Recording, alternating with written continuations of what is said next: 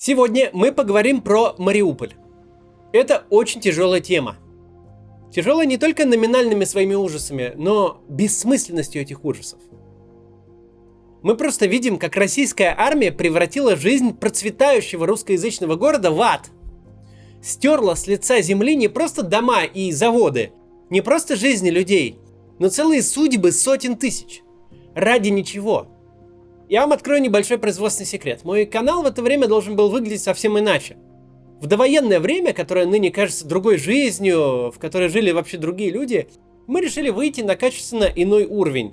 А именно снять большой документальный проект о Второй мировой войне. Начинался он с рассказа о первой предпосылках к ней.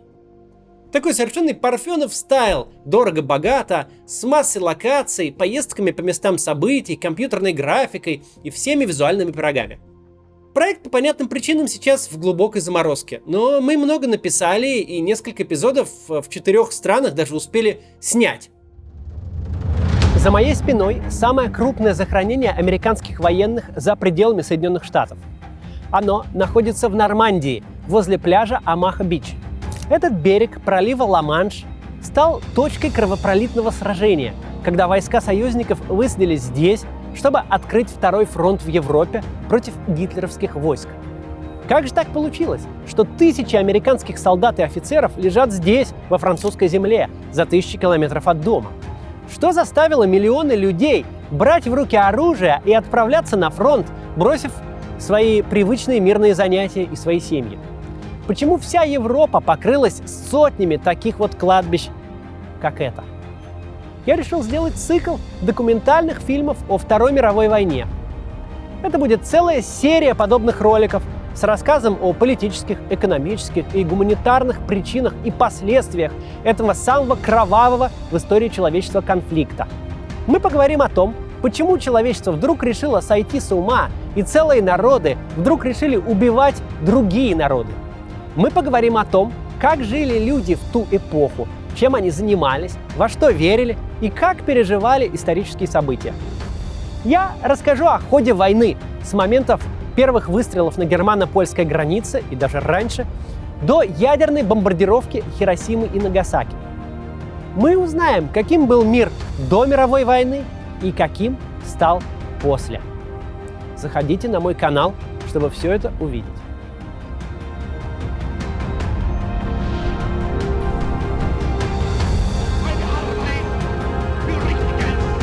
Началась война. Вот так сильно, как изображают некоторые перепуганные интеллигентики. Never give in. Never, never, never.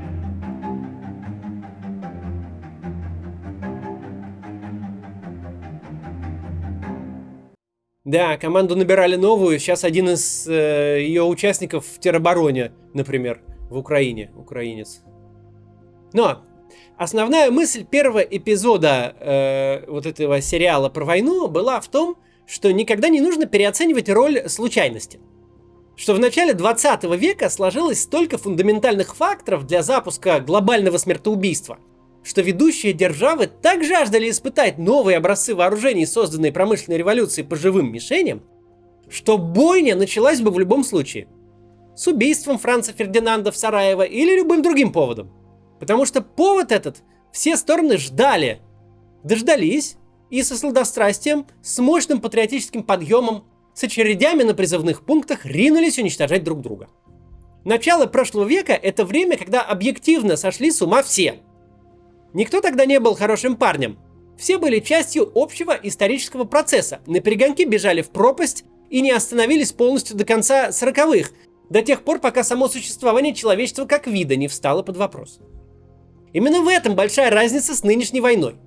Поведение российского руководства не является ни частью, ни продолжением никакого объективного исторического процесса. Оно идет поперек всего. Владимир Путин получил то, о чем мечтал Петр Столыпин. 20 лет спокойствия и внешнего, и внутреннего. У России есть ядерное оружие, поэтому никто на нее не нападет. Большие страны не воюют между собой в мире. На граждан российских пролился дождь нефтедолларов, и они слишком заняты обогащением и потреблением, чтобы интересоваться политикой и против чего-либо протестовать. Все проблемы вроде мятежных регионов и парламента, которые прошлым правительством казались нерешаемыми, стали не проблемами, а просто не очень-то большими расходами. Лучшего времени и лучших условий, чем у Владимира Путина, не было ни у кого и никогда. Ни у президента, ни у генсека, ни у царя во всей российской истории. Чтобы эпоха взяла и принесла тебе успех без усилий. Чтобы ты выиграл во все лотереи сразу. Мировая экономика быстро растет и нуждается в энергоносителях. Уровень насилия всюду падает. Реформы предшественников заработали. Идет быстрый экономический рост. Добывается все больше нефти. Глобальных вызовов вообще нет. Россия обречена на успех. Это не я говорю, это консенсус ведущих экономистов в нулевые. Просто бери и делай любые реформы. За первые законные 2 срока Путина страна могла бы стать такой, что ее никто бы не узнал, а сам Путин мог бы войти в историю как создатель нового преуспевающего государства. Причем не реальными даже своими талантами, а просто счастливой исторической случайностью, если бы все не испортил. Вся история противостояния с Украиной, начавшаяся в 2014 году с аннексии Крыма и разрушения жизни Донецка и Луганска, продолжающаяся сейчас кровопролитной войной, это все один большой и кровавый вымысел. Никаких причин Мариуполю лежать в руинах нет. Никаких причин вообще для того, чтобы здесь была война, нету. А Россия просто принесла войну в тот мир, где ее не было и быть не могло. В ту Европу, где ее по-прежнему нет ни в одном из мест, куда не добралась российская армия. Оцените этот ужас. У 12-летнего мальчика из Крыма, рожденного уже в независимой Украине в 2014 году, больше шансов было умереть под ногами стада бешеных слонов, чем на войне. Потому что Украина не собиралась ни с кем воевать. Но Путин, не спросив разрешения, принес этому мальчику русский мир. И ныне, уже 20-летним, его гонят на пулеметы соотечественников. Ныне он горит на крейсере «Москва». Без какой-либо причины. Теперь время перейти к хронике этой кровавой бессмыслицы, к тому, что стало с Мариуполем, его жителями и его героическими защитниками. Победную весть о взятии Мариуполя Сергей Шойгу принес Путину в минувший четверг. Хотя по большому счету мог сделать это уже довольно давно. Ситуация в городе последние дни и даже недели изменилась не сильно. Сопротивление бойцов Азова и морских пехотинцев ВСУ, запертых на промзоне завода «Азовсталь», продолжалось все время и будет продолжаться дальше. Российские власти решили изобразить, что они поставили точку, хотя на самом деле это, конечно, никакая не точка. Владимир Путин – большой любитель истории Великой Отечественной войны, и сейчас он занимается буквально косплеем осады Брестской крепости. Там ситуация развивалась в целом схожим образом.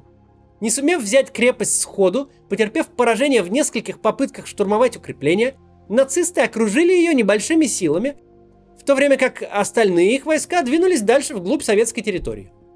В последующие дни немцы обстреливали крепость из артиллерии, сбрасывали на нее тяжелые авиабомбы и отбивали попытки защитников прорваться из окружения. При этом внутрь, в казематы, старались не влезать. К 29 июня организованное сопротивление прекратилось, но изолированные группы и отдельные бойцы продолжали сражаться вплоть до конца июля. Дело не в каком-то особом человеколюбии Гитлера или Путина, не ставших отдавать приказ о полной зачистке катакомб любой ценой в кратчайшие сроки. Просто подобную операцию невозможно осуществить силами обычных пехотинцев. Для нее требуются специально обученные штурмовые отряды, которые неизбежно понесут огромные потери в узких темных коридорах. Эти отряды нельзя пополнить новобранцами, будь то призывники или контрактники. Они требуют длительной подготовки, на которую уйдут месяцы или даже годы. Если положить их в боях за Азовсталь или Брестскую крепость, то дальше просто будет неким воевать. А российские подобные отряды уже понесли огромные потери при попытках взять Киев, Харьков и другие украинские города. Поэтому не стоит ожидать, что бои за Азовсталь и Мариуполь закончились. Они будут продолжаться и дальше. В этом плане вообще ничего не изменилось, но российская пропаганда будет теперь пытаться преподносить взятие города как главный успех за 2 месяца войны в Украине. Совершение боевой работы по освобождению Мариуполя – это успех. Поздравляю вас. Передайте слова благодарности в войска. Представьте, пожалуйста, предложение по награждению отличившихся наших воинов к государственным наградам. Ясно, что в таких случаях по-другому не бывает, это разные награды, но я хочу, чтобы они все знали. В нашем понимании они все герои, в понимании всей России. Впрочем, отличий между Брестом и Азовсталью тоже очень много. Прежде всего, Азовсталь намного больше. Она занимает огромную территорию на берегу Азовского моря. Там есть собственный порт и разветвленная система подземных коммуникаций.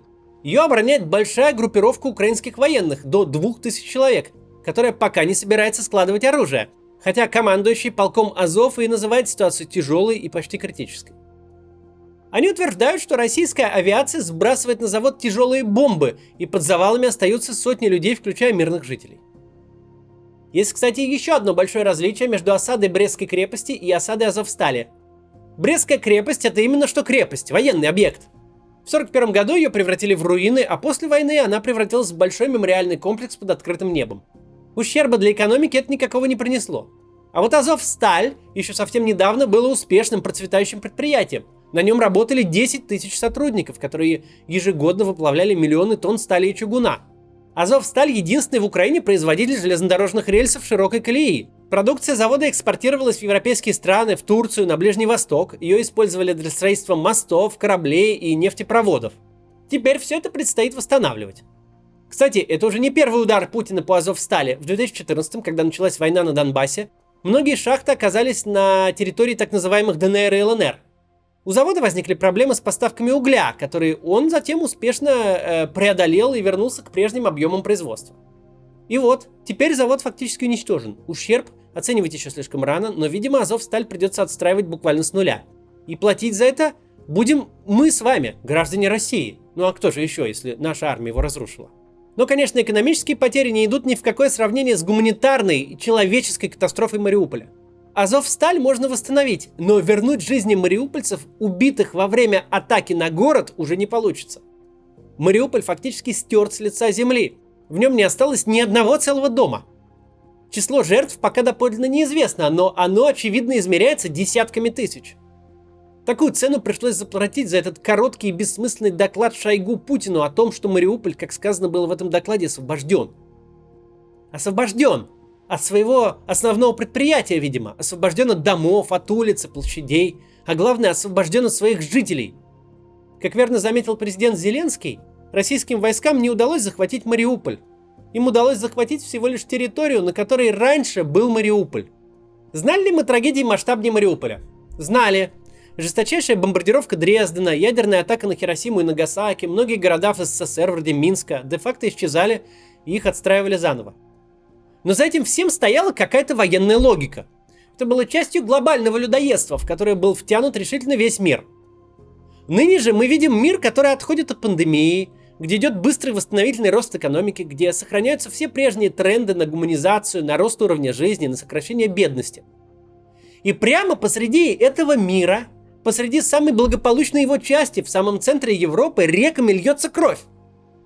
Мы понимаем, почему она льется, но от этого еще хуже. Ведь не хочется верить, что это всего лишь кучка политтехнологов-фантазеров так долго рассказывала байки обществу, что сама в них поверила. Не хочется думать, что массовые смерти — это рецидив конституционного плебисцита, что это телепроект по поддержанию рейтинга Путина, зашедший слишком далеко. Хочется найти какую-то соразмерную причину. Хочется себя убедить, что это было неизбежно, покопаться в истории и обнаружить там какой-то изъян. Но ничего этого нет. Это действительно безумная фантазия, с которой сами фантазеры не знают, что теперь делать. Читать то, что сейчас пишет «Медуза» со ссылками на источники в администрации президента, это как разбирать творчество душевно больных. Ведь эти люди сначала сами накачали общество ядовитой пропагандой, сами ввели наказание за любое альтернативное мнение, как за убийство с отягчающими, а теперь не знают, как выбраться из войны, ведь соцопросы им говорят, что вся Россия только и ждет захвата Киева. Очень сложно будет историку будущего написать: трагедия войны с Украиной случилась потому, что политтехнологи 90-х, привыкшие вести кампании на сливе интимного компромата, 20 лет тушились в собственном соку и в итоге обманули сами себя. Это звучит максимально неправдоподобно, не может так быть, но это именно так. Убитые, покалеченные, дети, оставшиеся сиротами, тысячи погибших солдат – все это только потому, что мощный предвыборный проект пошел не по плану. Понятное дело, что сейчас все те, кто это затевал, кто уже готовился делить подряды на укладку плитки в оккупированном Киеве, ищут из этой ситуации хоть какой-то выход с сохранением лица. Потому что так жить нельзя. Каждый день гибнет армия, каждый день новые санкции, каждый день весь федеральный эфир на военном положении. Соловьев и Скобеева работают круглосуточно и, похоже, живут в студии. Вся система государства живет на пределе возможного, каждый день теряя деньги и ресурсы на продвижение войны, каждый день теряя солдат, войска, теряя все. И не добиваясь при этом ничего вообще, кроме смертей мирных жителей. Но и выхода нет. Нет выхода, помимо столь же бессмысленных бомбежек, обстрелов и захвата того, у чего от города осталась лишь точка на карте. Бессмысленность, порождающая бессмысленность и загоняющая своих авторов туда, где бессмысленности будет только больше горя. Горя для миллионов во имя ничего. Вот что эту войну отличает от всего, что мы видели раньше. Теперь мы знаем, что равно как не стоит переоценивать роль случайности в глобальных трендах, так не нужно недооценивать личный идиотизм тех, кто идет поперек этих трендов. Идиотизм этот может быть смертельным. Теперь мы знаем, что военные преступления не всегда начинаются факельными шествиями, и не всегда их ведут мощные харизматические лидеры, способные часами шпарить без бумажки. Самые нелепые и бессмысленные существа, случайно обретшие неадекватную власть, способны убивать тысячами, калечить десятками тысяч и рушить судьбы миллионов. Не потому что был план. План вроде окончательного решения еврейского вопроса, например. Не поэтому, а потому что очень хотелось красивой жизни, очень хотелось много кокаина и продажной любви, большую квартиру, дворец и яхту. Надо было много воровать, а чтобы много воровать, много вешать лапши на уши. Сначала избирателю, а потом начальству. А когда сам стал начальством и самому себе. Путь от жуликов третьего разбора к настоящим военным преступникам, которым все горе, что они причинили, отольется настоящим трибуналом, не хуже югославского или руандийского, казался очень неочевидным, пока не случился с Путиным и его командой в реальности. До завтра.